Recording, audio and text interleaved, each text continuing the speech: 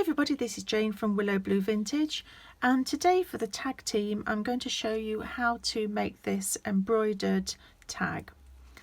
So the technique I'm going to be showing you is how to strengthen the paper so that you can stitch through it without it all tearing, and then how to back it and everything. So as you can see, I've put quite a bit of sort of ornate stitching to follow the print in the fabric from this woman's dress, and then sort of just followed some of the fold lines on the fabric and done her earrings.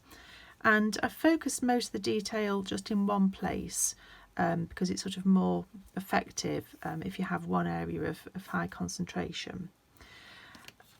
The design that I used was this one from the Instant Ancestors, and there's a few on here that really lend themselves to it, that this Japanese ladies clothing with lots of highly patterned areas. Maybe this one here that's got some really nice embroidery up here, but really you could use any picture at all for this.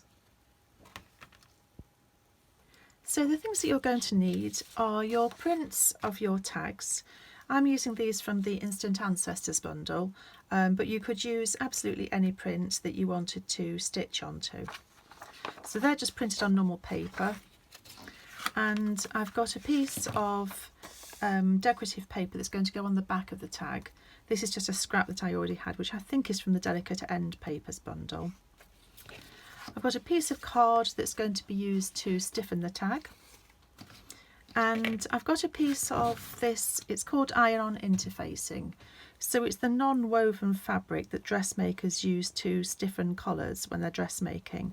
One side's smooth and the other's got these little bumps on which are glue, which is activated by the iron. So we're going to be using that to strengthen the photograph, or rather the tag, when we stitch through it. And you'll need a glue stick and some sellotape. You'll need a small amount of cord for going through the tag at the end, and you'll need your threads and needles. I'm using embroidery floss, but you could use obviously any sort of embroidery threads that you want, some scissors and an iron and something to iron on. I don't have an ironing board in my studio, so I just use an old towel to protect the surface from the heat. So that's everything that you're going to need. So the first thing I'm going to do is iron on the interfacing to the image. So I've cut the interfacing slightly larger than the tag, and with the gluey side facing the back of the paper, I'm going to iron it on.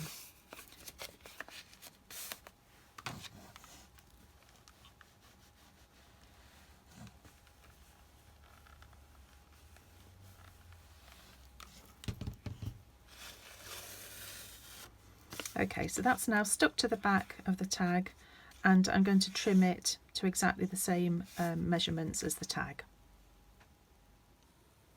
So I've trimmed it down to the same size as the tag, so I've got the sort of fabricy feeling interfacing on the back and the image on the front. And now I can start stitching into it, because this fabric backing is going to make it much stronger than it would be if it was just paper. Obviously every time you put a hole in, you're basically perforating the paper, so it could tear very easily if you hadn't strengthened it first. So I've threaded my needle. I'm using the thread double just because it's actually quite a fine thread that I'm using, and not at the end. And I'm going to come in from the reverse. I'm just going to make a guide hole from the front first of all, so I know where the needle needs to come out. There we go. And I'm just going to start stitching into it. I'm going to follow some of the lines, the fold lines on the fabric, and just generally sort of decide where I want to put the different colours and stitch into it. So I've done some stitching on this area here and just wanted to sort of show you a progress shot.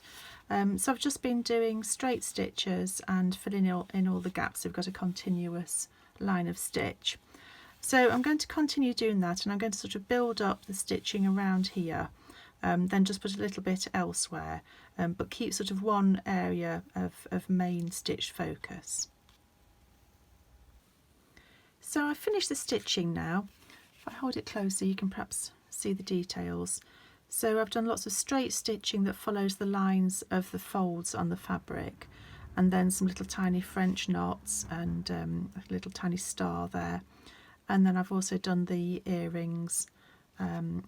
So just sort of kind of kept most of the embroidery to this side and then just touches of it through there, because it's more impactful rather than just, you know, sort of doing the whole thing. So that's now ready to put onto the cardboard. If you have any loose threads at the back, seal them off with a bit of tape, but I've kind of tucked all my loose ends away, so that's quite secure.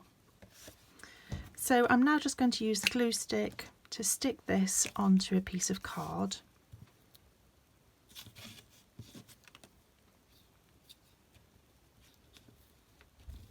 Putting plenty on just to make sure that the all the threads get trapped under there.